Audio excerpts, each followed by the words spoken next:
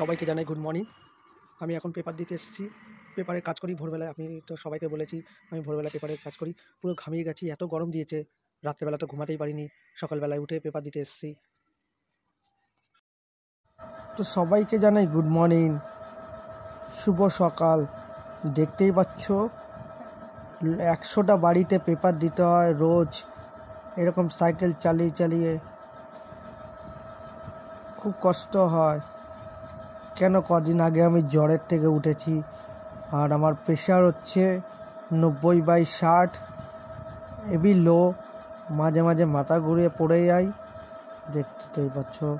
এরকম রোজ সাইকেল চালিয়ে যেতে হয়, আর যখন রোদ্দুরটা ওঠে তখন খুব কষ্ট হয়, খুব কষ্ট হয়। দেখতেই পাচ্ছ, এটা আমাদের নীলাচলের বাজারের রাস্তাটা। ওইদিকেও পেপার আমার দিতে হয়, খুব কষ্ট হয়। লাস্ট শেষ হয় 6 নম্বর ওপারে একটা ফ্ল্যাট আছে, ওই ফ্ল্যাটে দিয়ে আমার পেপার হয়। আরও পেপার বন্ধ আছে বলে ওই কটা আমি দিতে পারি না। এবার ওটা চালু হলে তো আরও কষ্ট।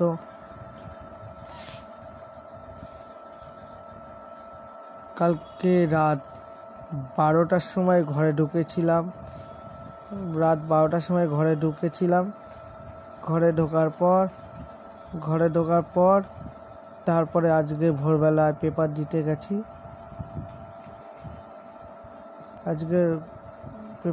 গেছি। সকালবেলায়।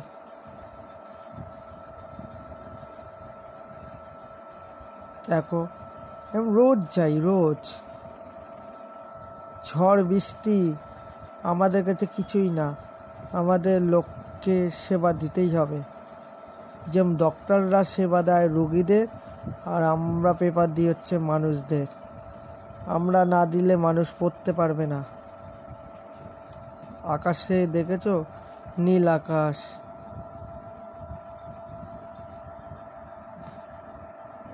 এইভাবে রাস্তায় গাড়ি চালাতে হয়। এই সময় রোদ্দুর খুব তাপ উঠেছিল, আর গরমটা না অসুস্থ হয়, মানে এই গরমে সব অসুস্থ হয়ে যায় রুগী। ভালো লাগলে ফলো করবে পেজটাকে।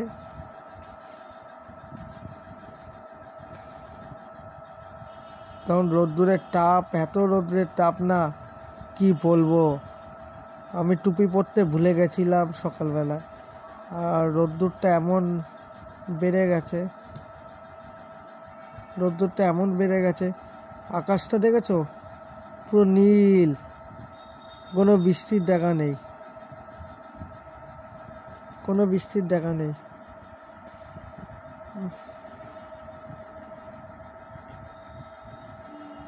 একটা বাড়ি যদি এখানে হয়, আর একটা বাড়ি 15 মিনিট লাগে আর একটা বাড়ি যেতে, তাহলে বাবু কতটা কষ্ট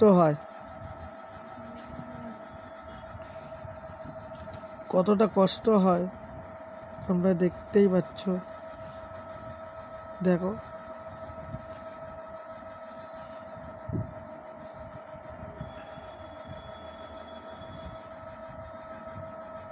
জানি না তোমাদের কাছে ভালো লাগবে নাকি এই ভিডিওটা।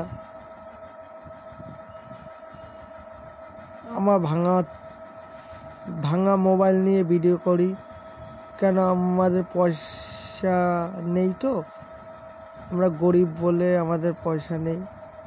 বড় লোকদের কোনো ব্যাপার না, বড় লোকরা কিনতে পারবে, আর আমরা কিনতে পারবো না। আমার বাবার তো স্ট্রোক হয়ে ডান সাইডটা পড়ে গেছে, খুব কষ্টে আছি। বন্ধুরা, প্লিজ সাপোর্ট মি।